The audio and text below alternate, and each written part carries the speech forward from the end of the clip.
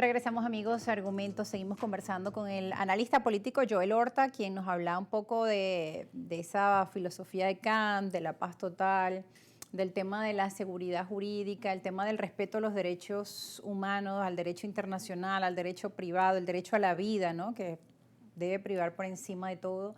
Y de cómo en un mundo con tantos conflictos, se supone que las Naciones Unidas, que también está de aniversario, busca, digamos, abogar por la paz, por la negociación, por el diálogo y avanzar en resoluciones a estos conflictos. Pero lamentablemente hemos visto la incapacidad de la Organización de las Naciones Unidas, además de sus Estados miembros y aquellos que son firmantes o miembros del Consejo de Seguridad específicamente, pues también están participando en conflictos internacionales. Entonces uno se pregunta, bueno, ¿cuál es el papel de las Naciones Unidas hoy en día para velar por el cumplimiento de esa paz global que deberíamos tener todos los ciudadanos habitantes de este mundo?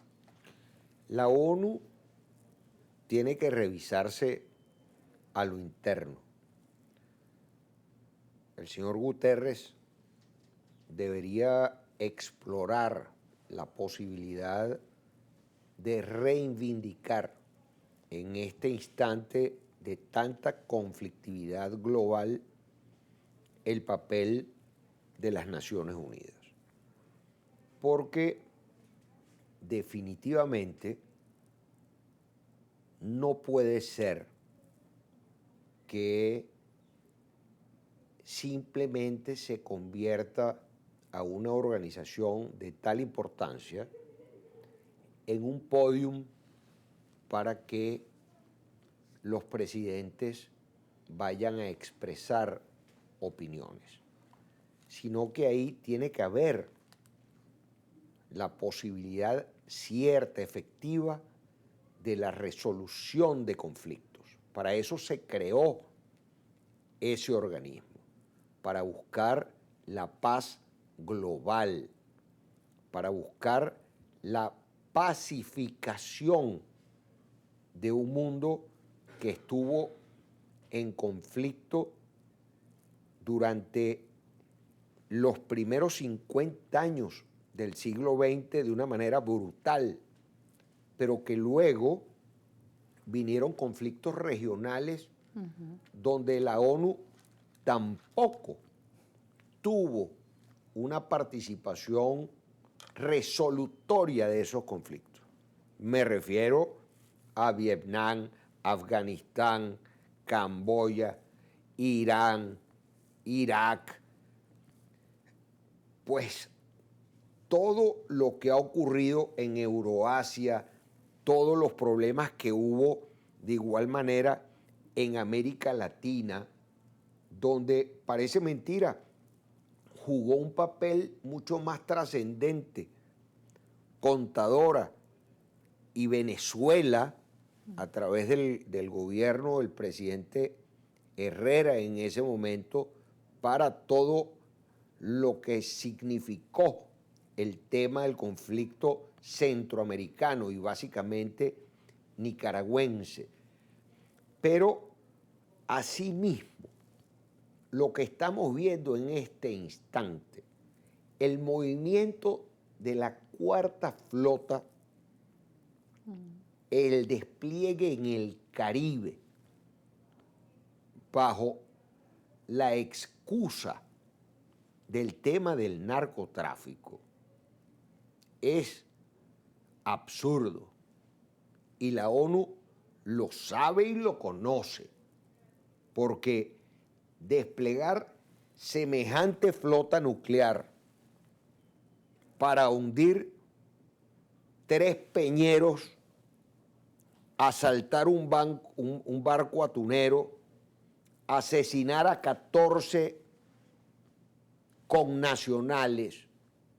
Sin pruebas. Sin absolutamente ninguna prueba, porque lo lógico es detener la embarcación, revisar que efectivamente allí hacer la incautación de había droga, incautar esa droga, procesar entonces a los narcotraficantes, si eran narcotraficantes, pero claro, no hacerlo de esa forma. de la manera que se hizo. Y además dijo Trump en la Asamblea General de la ONU que lo seguirá haciendo.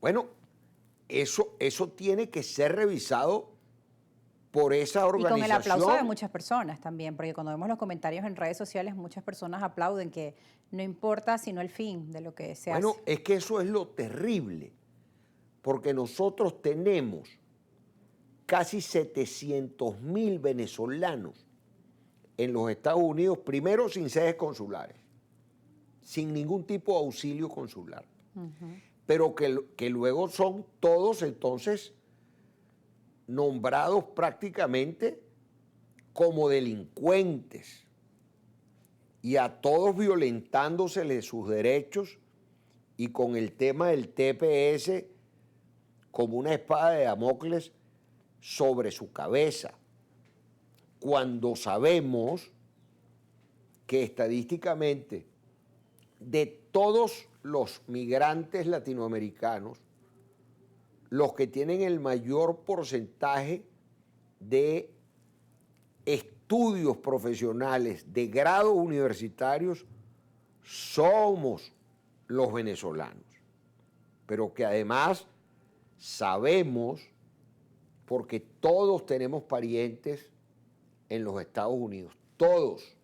Pero cuando revisamos la prensa parecía que en Estados Unidos los que viven son los miembros del Tren de Aragua, igual que en muchos países de Sudamérica. También ha habido pues ensalzar a aquellas personas que han cometido crímenes y minimizar a aquellos que están triunfando en el exterior, que representan lo que es ser un buen ciudadano, un buen venezolano. Bueno, porque se construyen narrativas.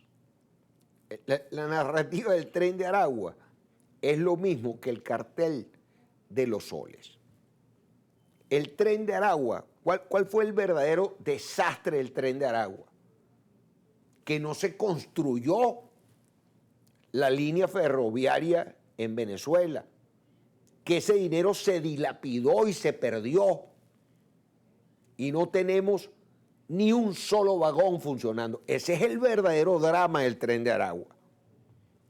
Pero luego, cuando hablan entonces del cartel de los soles, que es otro tema importante y fundamental, se está categorizando a toda la Fuerza Armada Nacional como si estuvieran vinculados al tema del narcotráfico.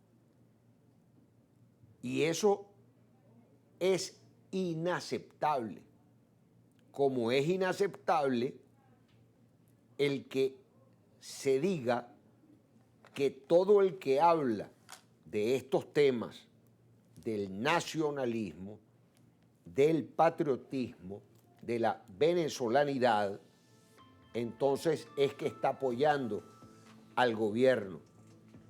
No, está apoyándose al país, a la soberanía y a la imposibilidad de soportar que eso se vulnere por parte de absolutamente nadie. Tenemos que ir a una pausa. Joel Horta nos seguirá acompañando al regreso para conversar y seguir analizando estos temas. Sus comentarios, como siempre, también son importantes para nosotros. @argumentosgb, @rosa_periodista, y ahí también aparece la cuenta en Instagram de nuestro invitado. Ya regresamos con más. Estamos en vivo a través de la señal de Globovisión.